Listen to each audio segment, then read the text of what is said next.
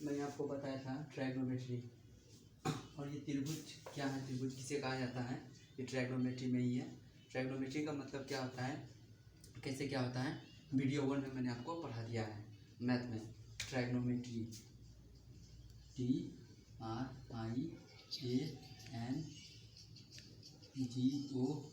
ट्रायगोनो METRY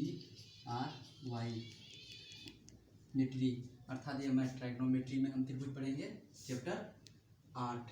ठीक है। त्रिभुज क्या है, त्रिभुज क्या है आप 9, 8 में पढ़ते आ रहे हैं और 10th में भी है। 3 भुजाओं से घिरी आकृति को त्रिभुज कहा जाता है। आपने क्या सुना, 3 भुजाओं से घिरी आकृति को त्रिभुज कहा जाता है।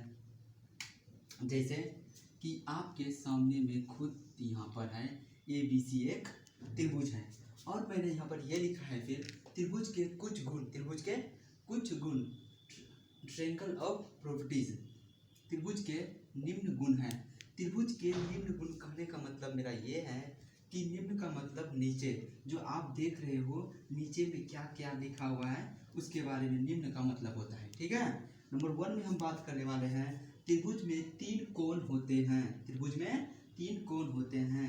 जैसे क्या है ये, जैसे कोण A, कोण B, कोण C। त्रिभुज के 3 कोण हैं, जैसे कि मैं आपको एक त्रिभुज बना करके भी दिखा दिया हूँ। उसके बाद नंबर 2 में चलते हैं। नंबर 2 में है कि त्रिभुज में 3 भुजाएं होते हैं। त्रिभुज में 3 भुजाएं होती हैं, त्रिभुज में 3 भुजाएं होती है। और जो भुजा क्या है, जैसे कि AB, BC तथा AC एक त्रिभुज है या त्रिभुज के भुजाएं हैं। जैसे कि मैं यहाँ पर आपको बताया हूँ कि AB एक भुजा, BC 2 भुजा, CA या AC 3 भुजा, 1 भुजा, 2 भुजा, 3 भुजा। ठीक है।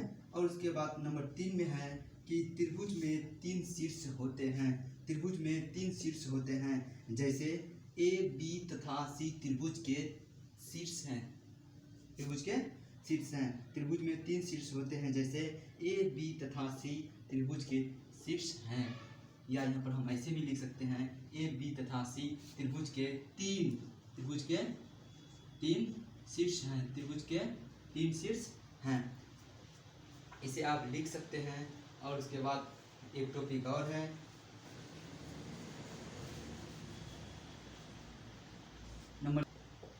नंबर 4,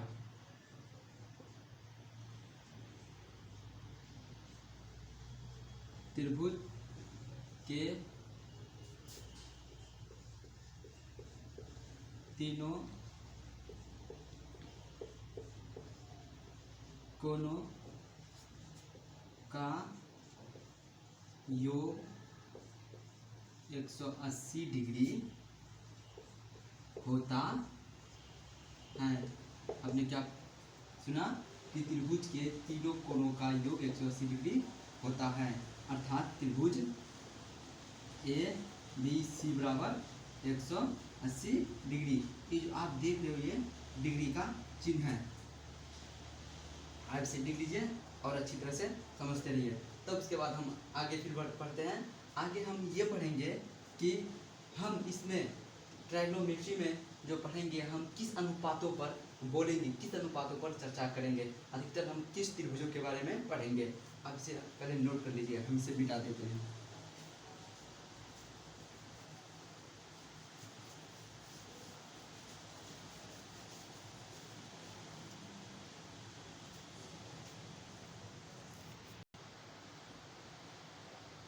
क्या है, त्रिकोणमिति अनुपातों में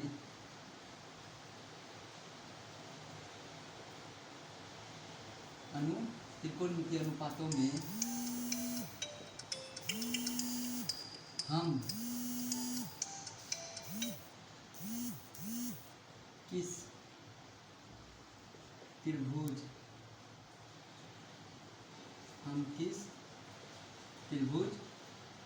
के बारे में जानेंगे।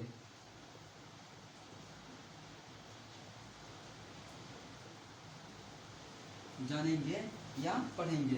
तो आंसर में क्या होगा आपका, आंसर में होगा समकोण। क्या होगा, समकोण त्रिभुज के बारे में, समकोण त्रिभुज, समकोण त्रिभुज। एक बार फिर त्रिकोणमितीय अनुपातों में हम किस त्रिभुज के बारे में जानेंगे, तो क्या होगा, समकोण त्रिभुज।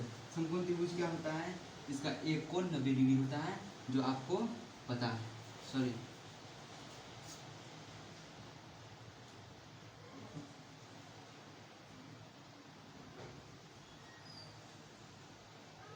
ये जो आप घर जो देख रहे हो, ये जो आप घर देख रहे हो, ये घर 90 डिग्री को संकेत करता है, अर्थात ये ए बी सी एक समकोण त्रिभुज है। और अगला क्वेश्चन की ओर चलते हैं।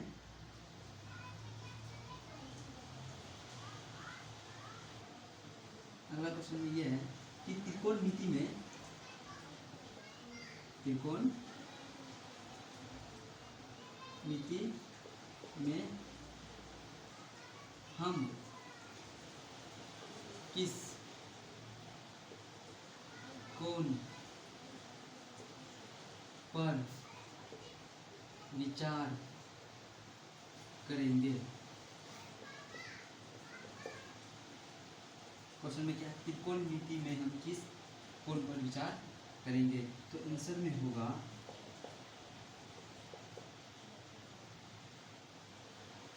आंसर में होगा कि त्रिकोणमिति में हम, त्रिकोणमिति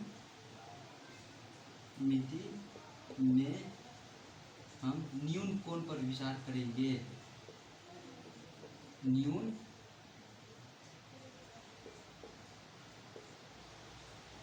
कोण पर विचार करेंगे।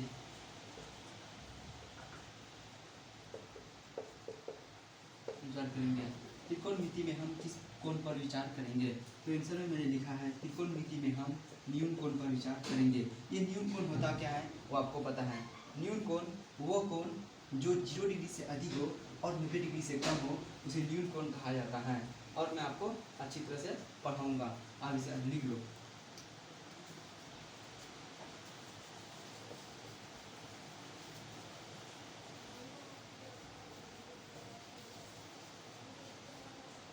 अब बारी आई क्वेश्चन कि न्यून कोण किसे कहा जाता है। न्यून कोण क्या है, ये आपका बोर्ड में है कि न्यून कोण क्या है। तो आंसर में हम लिखेंगे कि न्यून कोण वो कोण, न्यून कोण वो कोण जो 0 डिग्री से अधिक, 0 डिग्री से अधिक और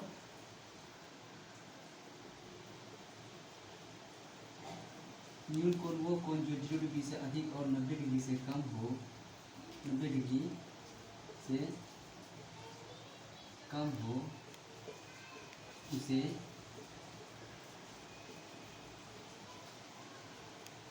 न्यून कोण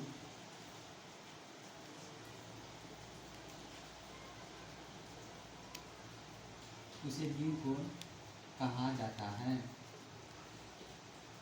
उसे न्यून कोण कहा जाता है। जैसे कि आपको पता है कि न्यून कोण में वो कोण जो 0 डिग्री से अधिक और 90 डिग्री से कम हो, उसे न्यून कोण कहा जाता है। तो जैसे में क्या हो जाएगा, जैसे हो जाएगा 0 डिग्री, 30 डिग्री, 45 डिग्री, 60 डिग्री, सी। ठीक है, जैसे में मैंने लिख दिया है 0 डिग्री, 30 डिग्री, 45 डिग्री, 60 डिग्री, ये क्या है, 90 डिग्री से कम है लेकिन 0 डिग्री से अधिक है। ये हुआ न्यून कोण का डिफिनेशन। मैं अब बात करने वाला हूँ कि आप ट्रायगोनोमेट्री में जो पढ़ने वाले हैं, जो अधिकतर प्रयोग होने वाला है, जैसे कि कर्ण किसे कहा जाता है, लंब किसे कहा जाता है, आधार किसे कहा जाता है, तो स्टूडेंट हम उसकी ओर बढ़ते हैं और आप इसे अच्छी तरह से लिख लें और समझ लें।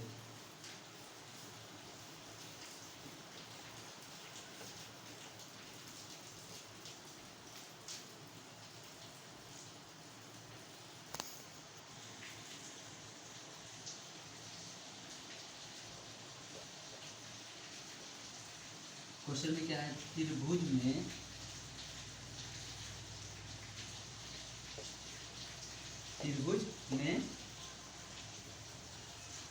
लंब कर्ण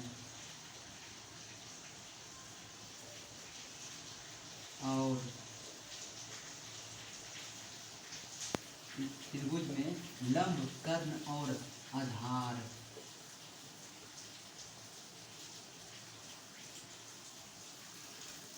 की पहचान करें।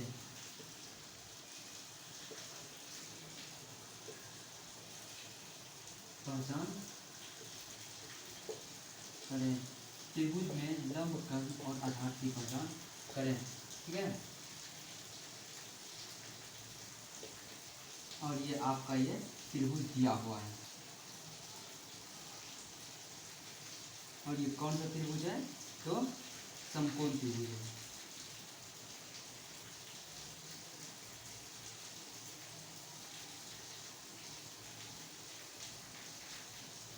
ए बी सी त्रिभुज है। ठीक है, यहाँ पर क्वेश्चन में है कि त्रिभुज में लंब कर्ण और आधार की पहचान करें।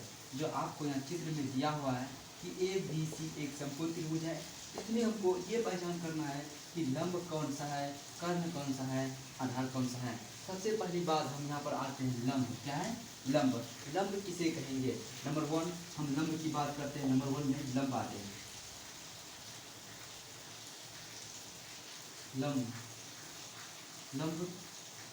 लंब किसे कहा जाता है, या लंब है क्या, लंब के बारे में जानेंगे।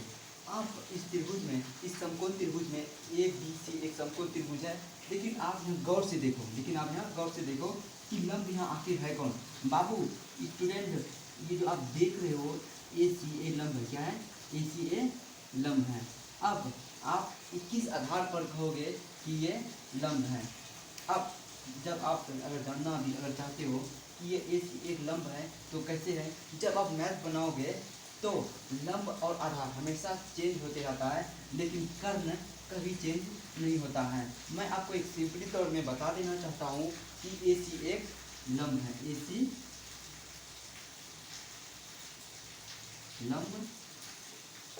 लंब है। नंबर दो कर्ण में आता है, किसमें आते हैं, नंबर दो कर्ण में आते हैं। कर्ण किसे कहा जाता है, कर्ण। नंबर दो कर्ण लंब है, जो मैं आपको बता दिया हूँ। कर्ण के बारे में हम जानते हैं।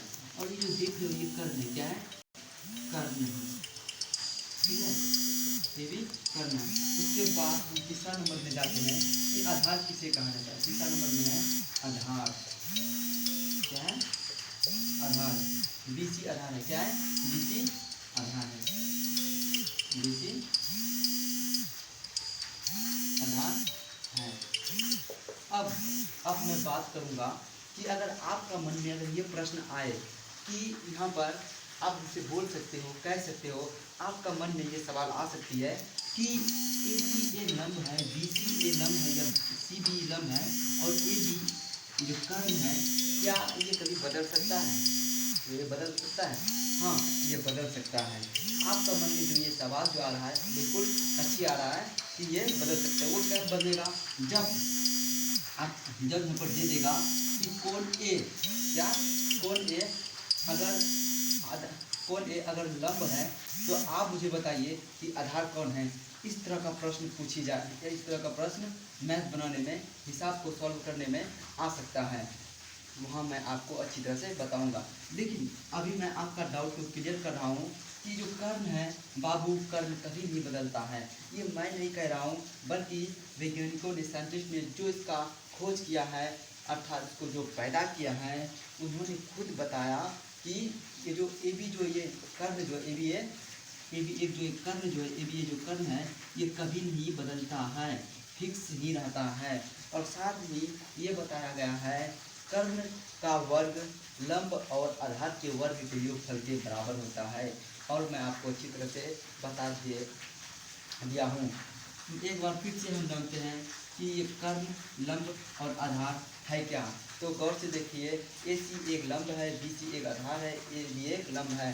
फिर से मैं बोलूँगा कि ए बी कभी नहीं बदलेगा, लेकिन ए सी और बी सी जरूर बदलेगा।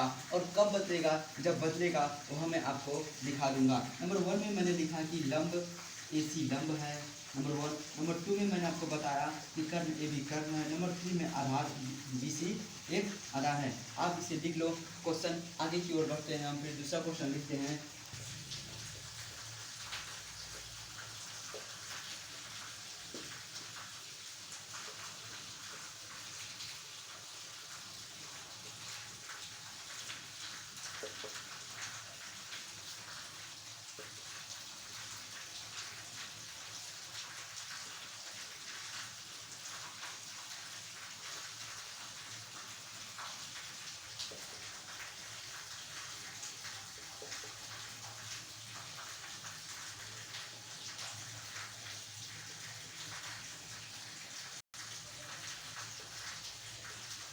ये 6 अनुपात क्या त्रिकोणमिति के 6 अनुपात को लिखिए, या त्रिकोणमिति के 6 अनुपात।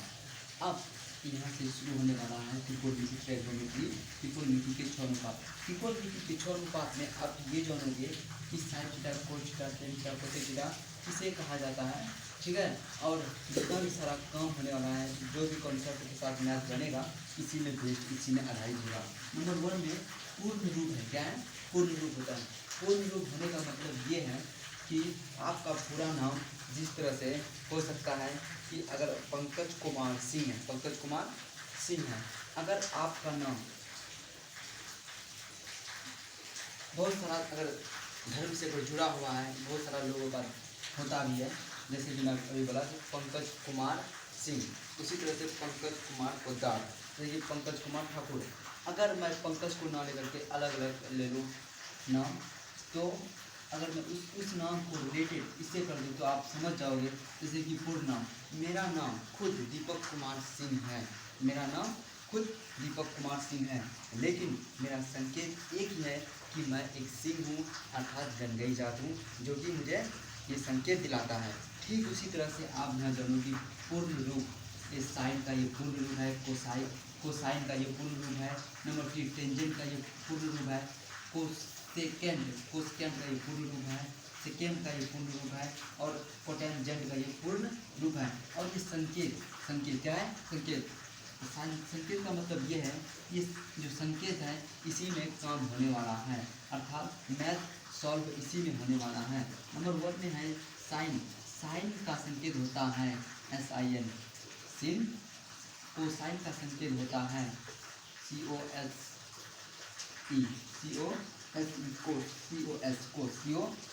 कोस। नंबर 3 में है टेंजेंट। टेंजेंट में है TAN, टैन। क्या है इसका संकेत? टेंजेंट का संकेत टैन है। नंबर 4 कोसेकेंड का संकेत है कोसेक। नंबर 5 में है सेकेंड का संकेत है सेक। नंबर 6 में है कोटेंजेंट का संकेत है कोट, ठीक है, जो कि मैं आपको अच्छी तरह से बता दिया हूँ। अगले वीडियो में हम पढ़ेंगे कि साइन थीटा बराबर क्या होता है, कोस थीटा बराबर क्या होता है, टेन थीटा बराबर क्या होता है, कोसेक थीटा बराबर क्या होता है, सेक थीटा बराबर क्या होता है, कोस थीटा बराबर क्या होता है। अब पढ़ने के बाद साथ में हम ये पढ़ेंगे कि टेन थीटा बराबर होता है साइन थीटा बराबर कोस थीटा, और टेन का उल्टा होता है कोट। तो कैसे क्या होता है, उल्टा होने के साथ साथ उसका मतलब जानने के साथ साथ मैं आपको ये भी बताऊंगा कि हम प्रूफ इसको कैसे करेंगे, ठीक है। और आप इसको अच्छी तरह से पढ़ लेना। All the way.